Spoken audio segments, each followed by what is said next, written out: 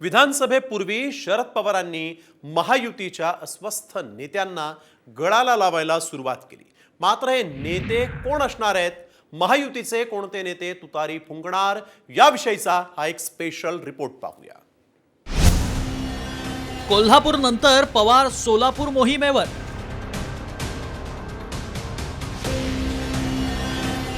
राजकीय भूकंपानं सोलापूरला हादरे।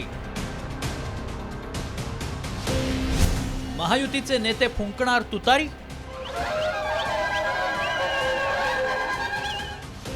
विधानसभा निवडणूक जवळ येत असतानाच शरद पवारांनी महायुतीला धक्के द्यायला सुरुवात केली। कोल्हापूर नंतर पवारांनी आता आपला मोर्चा सोलापूरकडे वळवलाय।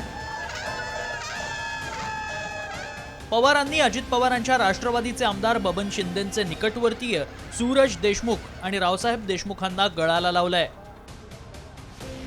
एवढंच नव्हे तर आरोग्यमंत्री तानाजी सावंतांचे पुतणे अनिल सावंतांना गळाला लावण्यासाठी फिल्डिंग लावत शिंदे गटाला धक्का देण्याची योजना आखली आहे। मात्र याबाबत जयंत पाटलांनी सावध प्रतिक्रिया दिली आहे।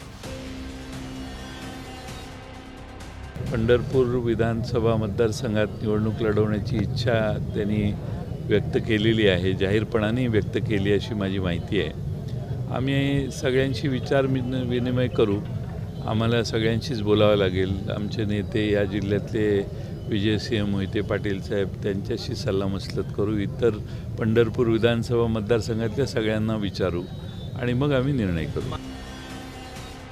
लोकसभा निवडणुकीवेळी धैर्यशील मोहिते पाटलांनी पवारांची तुतारी हाती घेतली। त्यातच महायुतीत विद्यमान आमदारांना जागा सोडण्याच्या हालचाली सुरू असल्यानं महायुतीतले इतर इच्छुक नेते अस्वस्थ आहेत।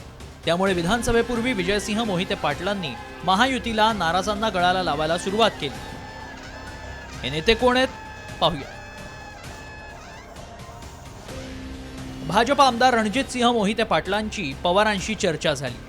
बबन शिंदेंचा मुलगा रणजितसिंह शिंदेंनीही घेतली पवारांची भेट। भाजपचे प्रशांत परिचारक तुतारी फुंकण्याची शक्यता आहे।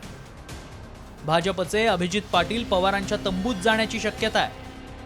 तानाजी सावंतांचे पुतणे अनिल सावंतांनीही पवारांची भेट घेतली आहे।